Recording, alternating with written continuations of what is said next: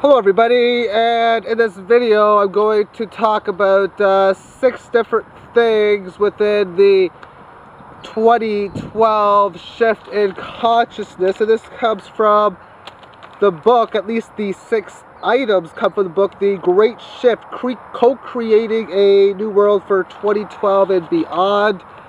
I bought that book this spring at the bookstore. It's good. It's good. A lot of the information I already know about, which is why I guess it's only good.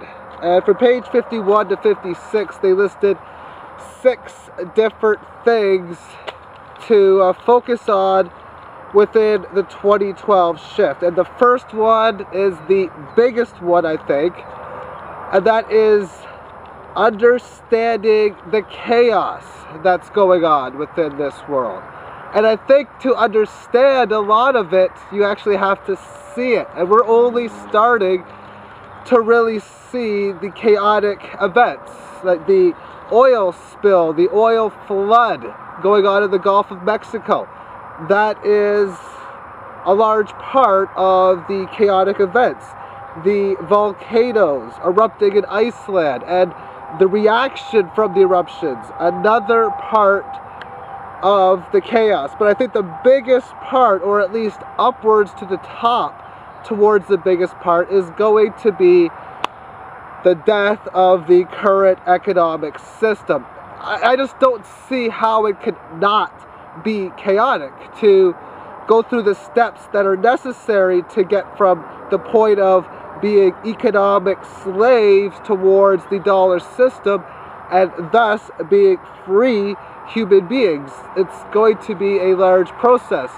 And when we look at the dollar collapse situation, if 2012 is going to be that big year, then most likely the majority of the economic chaos will not be this year, it will not be next year, but in 2012. Of course, along the way, there is going to be more chaotic events. And when you understand the reason why it's so chaotic, then I guess it'd be a little bit easier to move on. And for the dollar situation, understanding why it's so chaotic is one, when you go through big evolutionary changes, big steps, it has to be big. It has to be massive and noticeable for that matter. But you also can understand the reasons for this to happen, the reasons why we got to get off the economic system that we're in, a debt-based, debt-ridden-based system.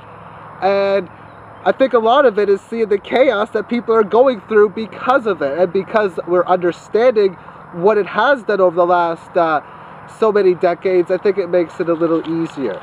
The second point was, it says in the book, self-esteem for light workers, but self-esteem period, whether you're a light worker or not. And the reason why they mentioned that it's going to be an issue for the light workers is because they're expecting so much. They got this positive flow, this positive energy, and then the negative-based systems to come into play. Myself, it's very difficult to see on a day-by-day basis the corruption that's going on within everything. And I think overall it's a big positive to do whatever steps you possibly can to keep on increasing your self-esteem, whatever method it is that you use, whether it is a meditation method, whether it's just going out and doing things that you enjoy, or being with friends that are more uplifting or help you uplift yourself.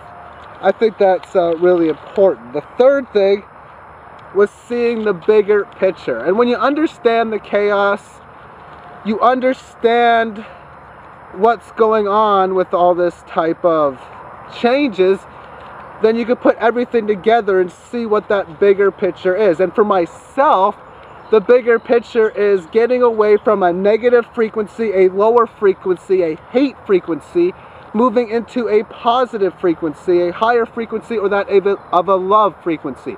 And when that's the case, I look back at history, and for that matter today, see what's being done, notice how it's being done out of a hateful, a fearful base energy, And I think, yeah, of course it's supposed to be this way, which is why it's supposed to be chaotic in 2011 and why it's supposed to be chaotic in 2012. And it seems as if the bigger picture does bring us into a positive mentality. Number 4 on the list was alternate healing becomes mainstream.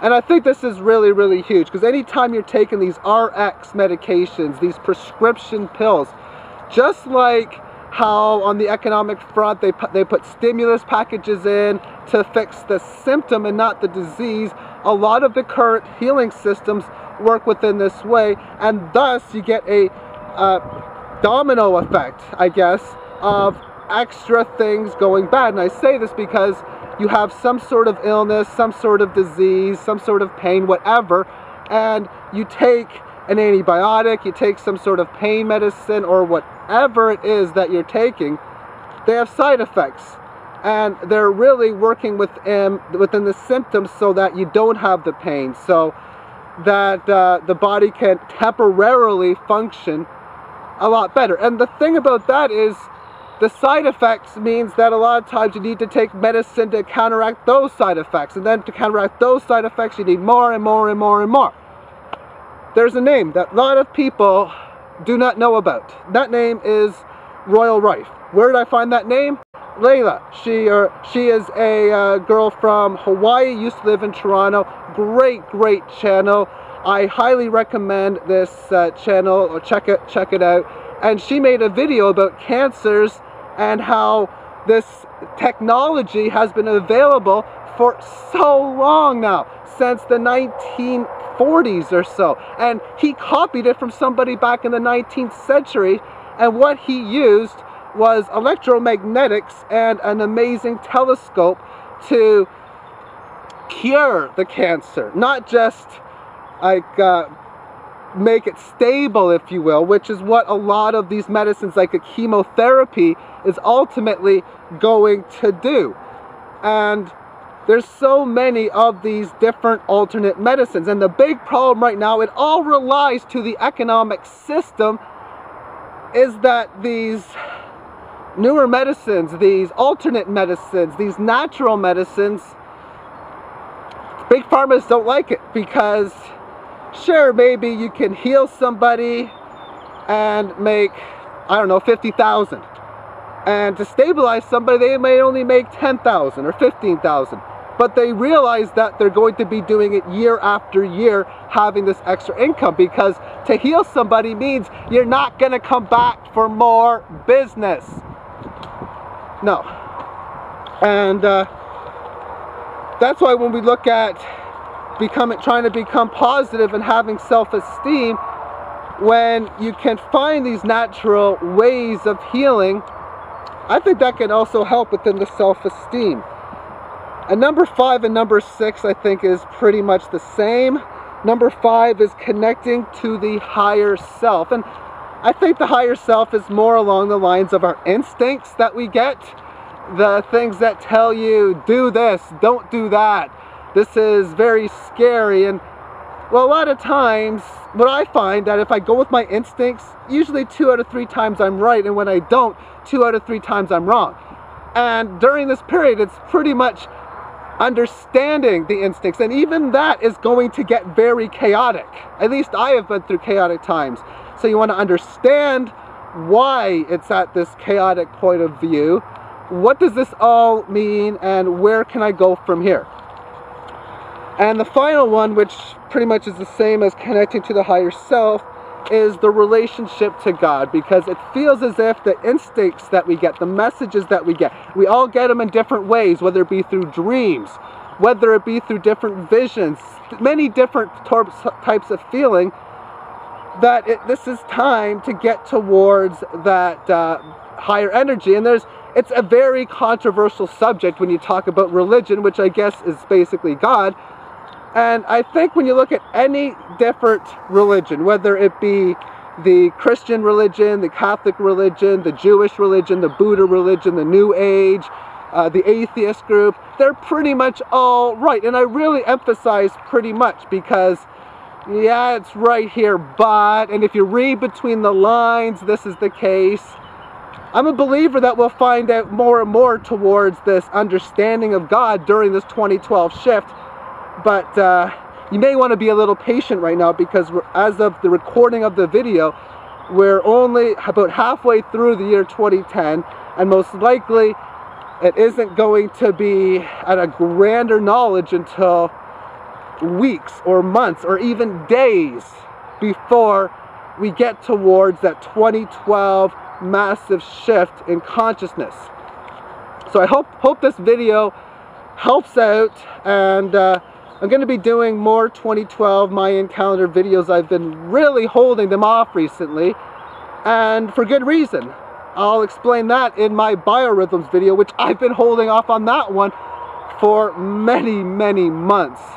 So what I'll do is we'll look at the signs in the next video, the signs of 2012. And obviously the oil spill right now is the most recent current sign that we have. Understand what these signs mean, and best of luck, because it seems as if we are all figuring it out on our own with the help of each other, and we have been since we've been here on this planet. Thank you for watching, and have yourself a magnificent day. Bye-bye.